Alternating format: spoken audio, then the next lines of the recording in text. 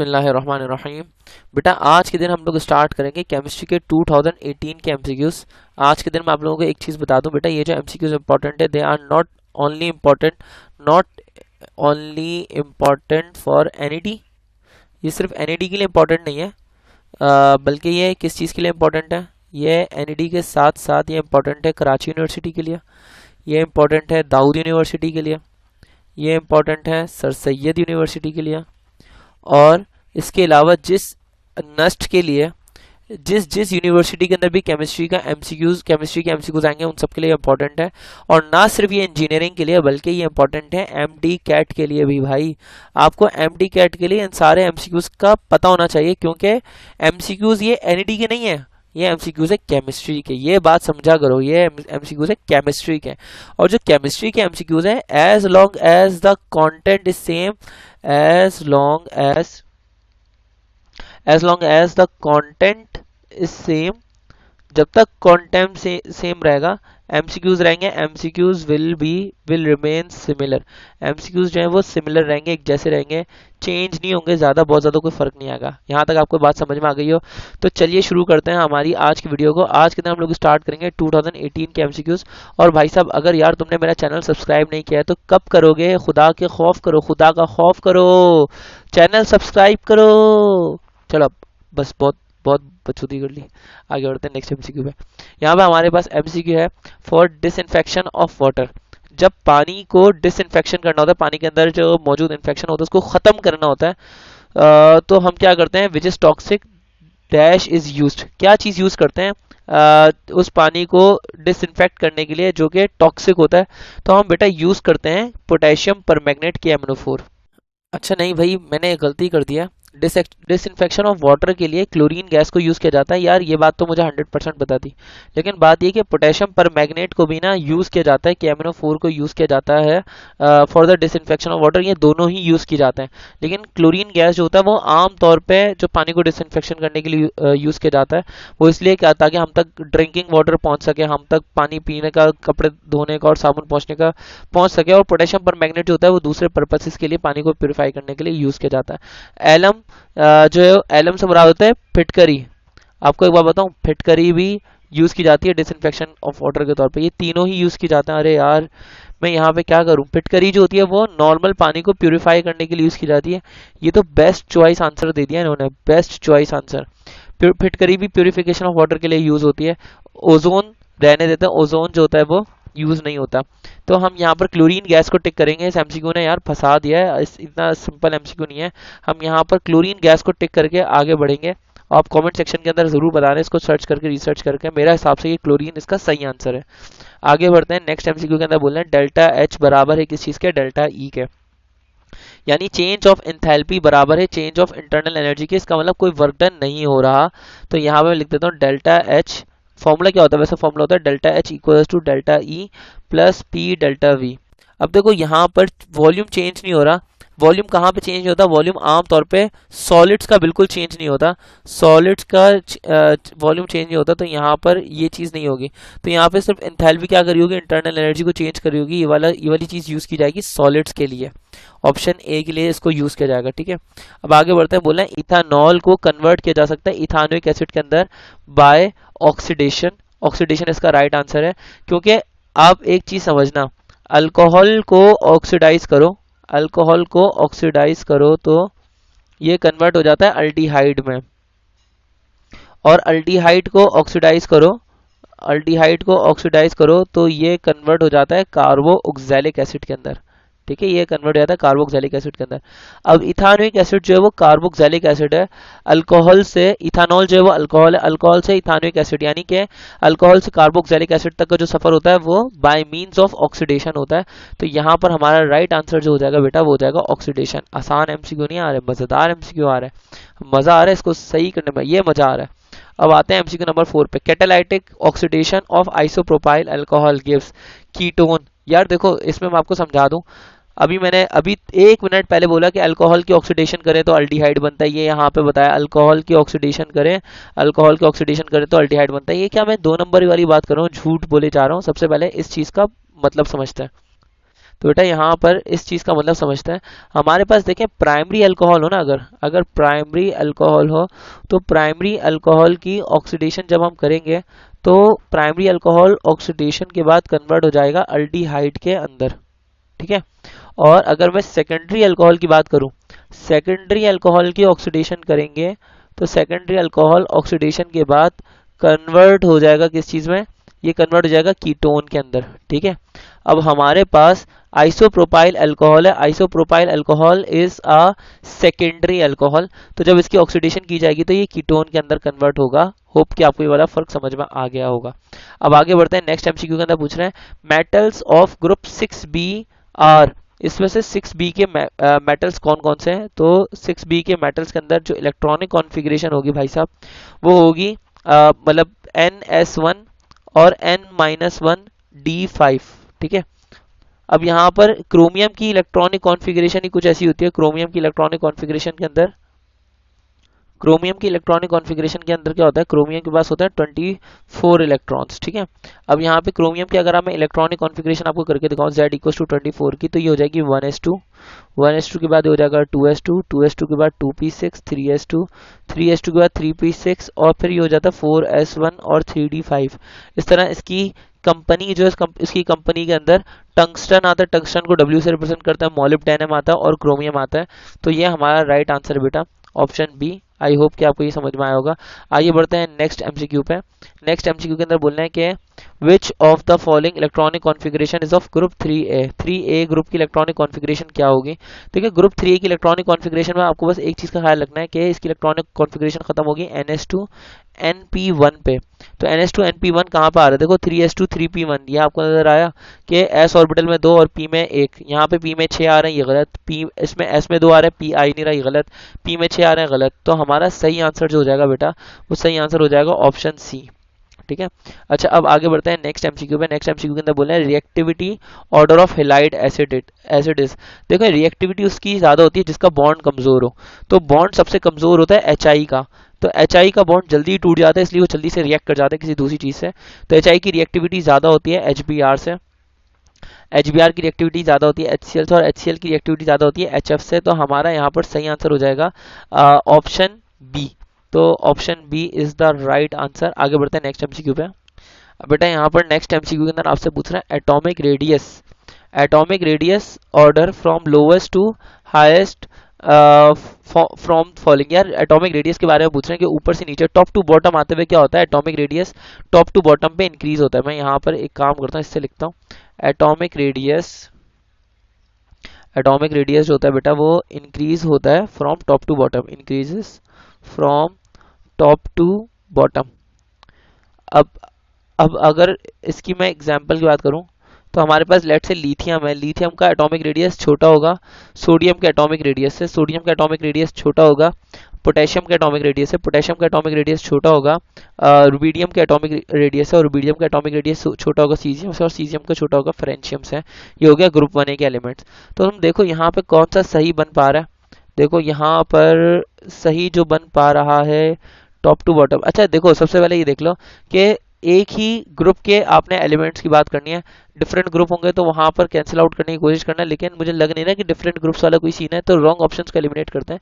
यहाँ पर देखो पोटेशियम यहाँ भी लिखा हुआ है, पोटेशियम यहाँ भी लिखा हुआ है, तो ये वाला ऑप्शन ठीक नहीं हो सकता, कटाओ कटाओ। अब यहाँ पर देखते हैं, यहाँ पे पोटेशियम लिखा हुआ है, पोटेशियम का लेस देन सोडियम से, ये बात ही गलत हो गई। हालांकि सोडियम का आपने देख लिया सोडियम का छोटा होता है पोटेशियम का बड़ा होता है, तो ये वाला एमसीक्यू भी गलत। अच्छा यहाँ पे बोले मैग्नीशियम का छोटा सोडियम का बड़ा, सोडियम का छोटा कैल्शियम का बड़ा, और कैल्शियम का छोटा पोटेशियम का बड़ा। यार ये वाला ऑप्शन सही है, पता है क्यों, क्योंकि इन्होंने ग्रुप 2 को इसके साथ में मिला दिया। ग्रुप 2 के एलिमेंट्स का रेडियस जो होता है ग्रुप 1 से कम होता है। यहाँ पर देखते हैं सबसे पहले इस वाले का भी देख लेते हैं। यहाँ पे वो क्या बोल रहे हैं कि सोडियम का एटॉमिक रेडियस जो होगा वो कैल्शियम से छोटा होगा, और कैल्शियम का एटॉमिक रेडियस मैग्नीशियम से छोटा होगा, और मैग्नीशियम का एटॉमिक रेडियस पोटेशियम से छोटा होगा। मैं आपको एक काम करता हूँ, पहले ग्रुप 1 और ग्रुप 2 लिख देता हूँ। यहाँ पे ग्रुप 1A के एलिमेंट्स और फिर ग्रुप 2A के एलिमेंट्स का आप कंपैरिजन करते रहना। देखिए लिथियम और यहाँ पर आएगा बेरिलियम, सही है। फिर इधर आएगा सोडियम, और सोडियम के बाद यहाँ पर आएगा मैग्नीशियम, और फिर उसके बाद यहाँ पर क्या आएगा, यहाँ पे आएगा हमारे पास पोटेशियम, और पोटेशियम के बाद यहाँ पे आएगा कैल्शियम। अब तुम समझना लिथियम और बेरिलियम तो आ ही नहीं रहे, तो इसको काट देते हैं। यहाँ पर जो मैग्नीशियम है ना, मैग्नीशियम ग्रुप 2A का मेंबर है, इसका एटॉमिक रेडियस छोटा होगा किससे, सोडियम से। फिर सोडियम का एटॉमिक रेडियस जो होगा वो छोटा होगा कैल्शियम से, और कैल्शियम का एटॉमिक रेडियस छोटा होगा पोटेशियम से। ऐसा कोई ऑप्शन है तो देखो ये हमारा सही आंसर होगा। मैं इसको हाईलाइट कर देता हूँ, ये वाला जो ऑप्शन होगा, ऐसा वाला कोई ऑप्शन हमारा ठीक ऑप्शन होगा। ये कहाँ पे लिखा हुआ है, बोल रहे हैं कि सोडियम का छोटा कैल्शियम से, सही है। कैल्शियम का छोटा जो होगा, कैल्शियम का मैग्नीशियम से कैसे छोटा हो सकता है, ये थोड़ी ना सही है। ये वाला देखो, मैग्नीशियम का छोटा सोडियम से, सोडियम का छोटा कैल्शियम से, और कैल्शियम का छोटा पोटेशियम से। अरे अल्लाह की कसम बहुत मुश्किल एमसीक्यू था भाई, लग गए थे यार। चलो 8 एमसीक्यू हमने 10 मिनट के अंदर सॉल्व कर लिया, not bad not bad. 1 minute तो हमने इसके अंदर इंट्रोडक्शन में निकाल दिया था, और लंबी लंबी छोड़ छोड़ के। बहरहाल ऑर्डर ऑफ इलेक्ट्रोनेगेटिविटी निकालते हैं। देखो ऑर्डर ऑफ इलेक्ट्रोनेगेटिविटी, फ्लोरीन की इलेक्ट्रोनेगेटिविटी ज्यादा होती है, पूरे पीरियोडिक टेबल में सबसे ज्यादा होती है। फिर फ्लोरीन के बाद क्लोरीन, फिर क्लोरीन के बाद ब्रोमीन, और फिर ब्रोमीन के बाद आयोडीन। ऐसा होता है ऑर्डर ऑफ रिएक्टिविटी। तो तुम्हारा सही आंसर हो जाएगा ऑप्शन ए। ठीक है, अब आगे बढ़ते हैं। नेक्स्ट एमसीक्यू के अंदर क्या बोल रहे हैं, बेंजीन कंटेन, बेंजीन के अंदर क्या मौजूद होता है, बेंजीन के अंदर 3 पाई बॉन्ड्स होते हैं और 12 सिग्मा बॉन्ड्स होते हैं। 12 सिग्मा बॉन्ड्स होते हैं, 3 पाई बॉन्ड्स होते हैं। ये हमारा राइट आंसर होगा ऑप्शन ए, सही है। अब आगे बढ़ते हैं। Next MCQ, MCQ number 11, when HCN reacts with acetone cyanohydrin is formed by the reaction of. जब HCN रिएक्ट करता है एसीटोन के साथ में, तो हमारे पास साइनोहाइड्रिक साइनोहाइड्रिन फॉर्म होता है। इसमें वो कौन सी कौन सी एडिशन है, इलेक्ट्रोफिलिक सब्स्टिट्यूशन है, इलेक्ट्रोफिलिक एडिशन है, न्यूक्लियोफिलिक एडिशन है, क्या है, क्या ये समझना है हमें। ठीक है, तो देखो यार इसके अंदर कोई बोझ शोध का ऑप्शन तो गिवन है नहीं, तो यहाँ पे एक काम करते हैं, जरा समझते हैं। HCN की एडिशन कर रहे हैं हम लोग किस चीज के अंदर, एसीटोन के अंदर। समझना पड़ेगा भैया, समझना पड़ेगा। एक सेकंड, यहाँ पे मैंने बताया। अब देखो यहाँ पे साइनोहाइड्रिन बनाना है एसीटोन की अंदर, उसकी एडिशन करके। देखो यहाँ पे ये हमारे पास एसीटोन का फॉर्मूला आ गया। जब एसीटोन के अंदर हम लोग HCN ऐड करते हैं बेटा, तो होता क्या है कि आपको समझ में आ गया होगा, ये डबल बॉन्ड टूटेगा। जब डबल बॉन्ड टूटेगा तो सिंगल बॉन्ड में कन्वर्ट हो जाएगा, ये हो जाएगा CH3 कार्बन, कार्बन का सिंगल बॉन्ड ऑक्सीजन के साथ में और CH3। अब एक साइड पर अटैच हो जाएगा हाइड्रोजन और दूसरी साइड पर अटैच हो जाएगा CN। अब तुम देखो ये रिप्लेसमेंट तो हुई नहीं है, ये तो इसके अंदर क्या हो गया, एक न्यूक्लियोफाइल और आकर ऐड हो गया। जब न्यूक्लियोफाइल आकर ऐड हो जाएगा तो ये न्यूक्लियोफिलिक एडिशन कहलाएगी। CN ग्रुप न्यूक्लियोफाइल है, उसके ऊपर नेगेटिव चार्ज है, ये आके ऐड हो रहा है, तो ये कहलाएगा न्यूक्लियोफिलिक एडिशन। आगे बढ़ते हैं नेक्स्ट एमसीक्यू पे। बोले CO2H इसमें से किसका फंक्शनल ग्रुप है। देखो यार ये तो तुम्हें पता ही है, कार्बन का डबल बॉन्ड ऑक्सीजन से, फिर वही कार्बन एक और OH ग्रुप से बॉन्ड बना रहा है, और साथ में एक अल्काइल ग्रुप से। ये जो फंक्शनल ग्रुप है, अब तो तुम समझ गए होगे। अब भी नहीं समझे, अबे क्या कर रहे हो, एंट्री टेस्ट में कैसे पास हो गए यार, ऐसा ना करो, ऐसा ना करो, देखो ऐसा ना करो। Carboxylic acid. आगे बढ़ते हैं नेक्स्ट एमसीक्यू पे। नेक्स्ट एमसीक्यू के अंदर क्या बोल रहे हैं, ऑयल प्लस NaOH। जब ऑयल को NaOH के साथ में रिएक्ट करवाएंगे तो हमारे पास क्या चीज फॉर्म होगी। Oh good question. Sodium hydroxide जो होता है वैसे वो ऑयल में डिसॉल्व होता तो नहीं है, लेकिन ये साबुन बनाने के काम आ सकता है। तो मेरा ख्याल है कि ये आंसर होगा सैपोनिफिकेशन, लेकिन मैं इसको राउंड करके छोड़ना, इसका आंसर आप गूगल से चेक करो, और चेक करने के बाद आप मुझे कमेंट सेक्शन के अंदर बताना। ठीक है, अच्छा यहाँ पर बोल रहे हैं कि hexa diamine plus adipic acid. Adipic acid जो होता है वो यहाँ पर यूज होता है आगे नाइलॉन 6 बनाने के लिए। तो नाइलॉन के मोनोमर्स हैं हेक्सा डाइअमाइन और एडिपिक एसिड। कहाँ चले गया भाई।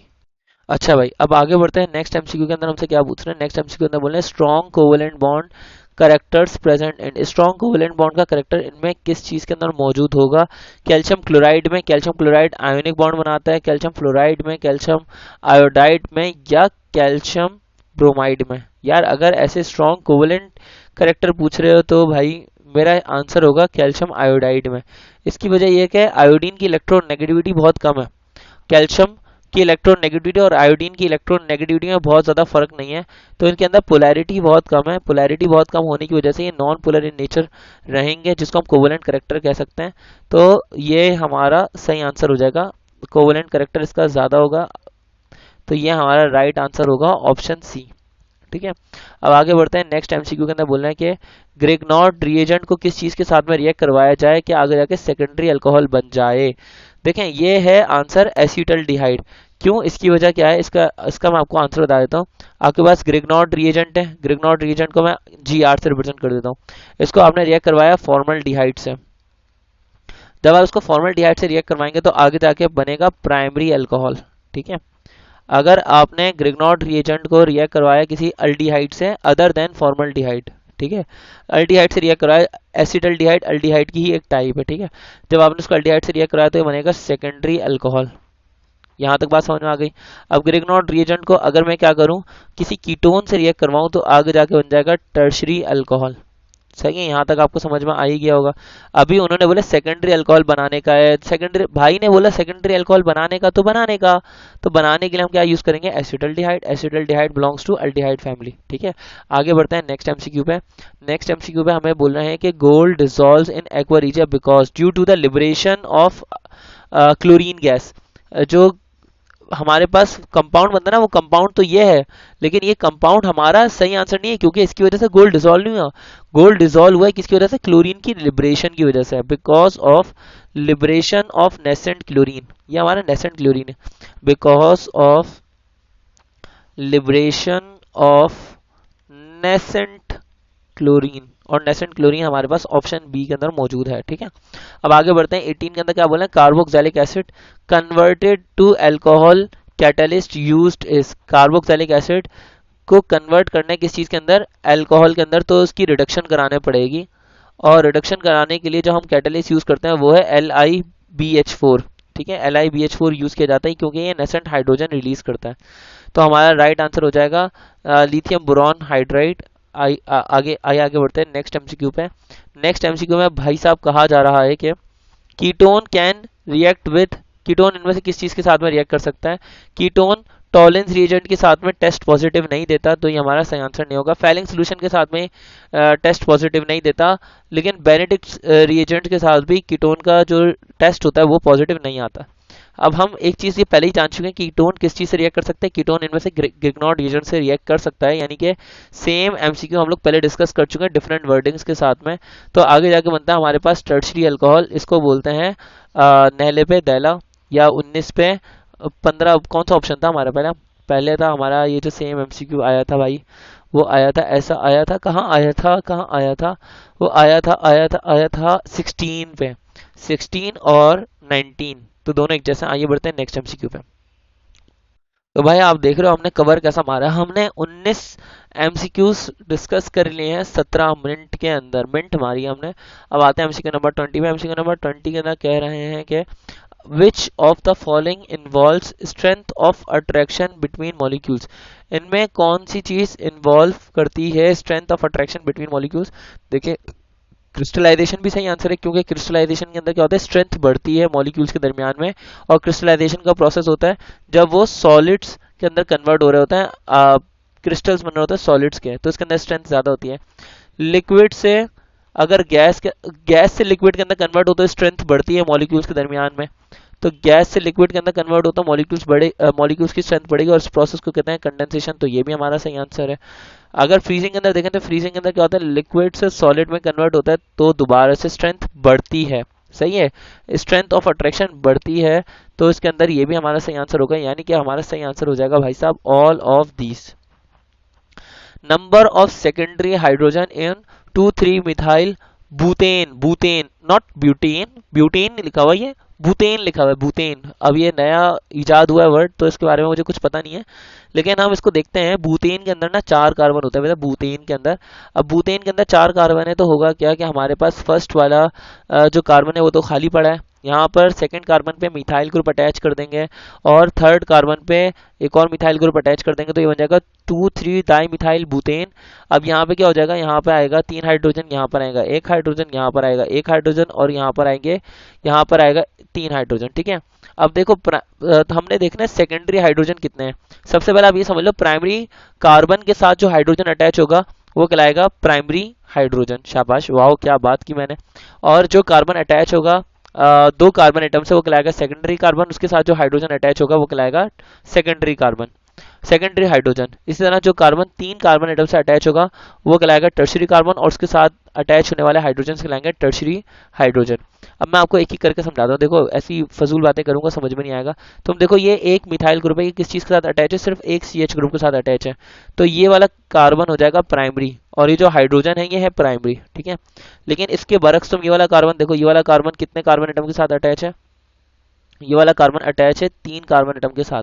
तो जब 3 कार्बन एटम के साथ अटैच तो ये कहलाएगा टर्शरी, उसके साथ जो हाइड्रोजन अटैच होंगे वो कहलाएंगे टर्शरी। ये भी हमारा राइट आंसर नहीं, हमें सेकेंडरी देखना। ये वाला कार्बन आप देखो, ये वाला कार्बन जो है वो कितने कार्बन एटम के साथ अटैच है, ये वाला कार्बन एटम 3 जगहों से अटैच है कार्बन एटम के साथ ही, तो ये वाला कार्बन भी हो जाएगा टर्शरी, ये भी हमारा राइट आंसर नहीं हो सकता। अगर आप नीचे देखो, ये वाला कार्बन एक ही जगह से अटैच है, ये वाला कार्बन भी सिर्फ एक ही जगह से अटैच है, और ये वाला कार्बन भी सिर्फ एक ही जगह से अटैच है, तो ये तीनों कार्बन है प्राइमरी, ये भी प्राइमरी, ये भी प्राइमरी और ये भी प्राइमरी, इनमें कोई भी हमारा सही आंसर नहीं है। मतलब कि कहीं में भी सेकेंडरी कार्बन मौजूद नहीं है, तो सेकेंडरी हाइड्रोजन मौजूद नहीं होगा, तो हमारा सही आंसर हो जाएगा none of these. Hope you get the answer. अब आगे बोल रहे हैं सही है ना, नॉट बोल रहे हैं, बोल रहे हैं कि नॉन पोलर सॉल्वेंट इसमें कौन सा होता है, तो नॉन पोलर सॉल्वेंट होता है SN2, सही है। अच्छा भाई, ये जो E1 है, E1 और मैं यहाँ पे क्या लिखूं, E1 और SN1 जो है ये दोनों हैं पोलर इन नेचर, ये भी पोलर इन नेचर होगा। अब आगे बढ़ते हैं MCQ नंबर 23 पे। MCQ नंबर 23 के अंदर बेटा बोल रहे हैं C5H10 is the molecular formula of. जो C5H10 है ये मॉलिक्यूलर फॉर्मूला है किस चीज का, ये फॉर्मूला हो सकता है पेंटीन का भी, और ये फॉर्मूला हो सकता है साइक्लो, एक सेकंड चेक करना पड़ेगा, साइक्लोपेंटीन का भी। अब ये कैसे हो सकता है, आइए जरा इसको समझते हैं। देखिए हमारे पास जो अल्कीन है, अल्कीन का जनरल फॉर्मूला होता है CnH2n, यानी जितने कार्बन होंगे उसके डबल हाइड्रोजन, 5 कार्बन है तो हाइड्रोजन होंगे 10, ठीक है। लेकिन साथ में साइक्लो अल्केन एक फैमिली है, साइक्लो अल्केन का जनरल फॉर्मूला भी होता है CnH2n ही, यानी जितने कार्बन उसके डबल हाइड्रोजन, 5 कार्बन है तो 10 ही हाइड्रोजन होंगे इसके भी। तो C5H10 जो होगा वो साइक्लो अल्केन से बिलोंग कर सकता है, यानी साइक्लोपेंटेन भी हो सकता है वो, और वो पेंटीन भी हो सकता है, दोनों ही सही है, ये भी सही है ये भी सही है, तो हमारा सही आंसर हो जाएगा बेटा बोथ A एंड C। आगे बढ़ते हैं नेक्स्ट MCQ पे, बोल रहे हैं द प्रॉपर्टी, अच्छा मैं एक सेकंड यहाँ पे टिक कर दूं, यहाँ पे ये हाईलाइट कर दूं। बोले the property depends upon the number of solute particles in a solution is called. बेटा एक डेफिनेशन है कॉलिगेटिव प्रॉपर्टी की, के कॉलिगेटिव प्रॉपर्टी के अंदर वो सॉल्यूट के पार्टिकल्स के ऊपर, नंबर ऑफ सॉलिड पार्टिकल्स के ऊपर डिपेंड करता है जो कि सॉल्यूशन के अंदर मौजूद होते हैं। अब आगे बढ़ते हैं, long chain of carboxylic acids is called. जो कार्बोक्सिलिक एसिड्स की लॉन्ग चेन्स होती हैं इनको कहा जाता है क्या, एसिड, एसिड, फैटी एसिड्स, ठीक है। कार्बोक्सिलिक एसिड्स की लॉन्ग चेन्स कहलाती हैं fatty acids. I hope you get the answer.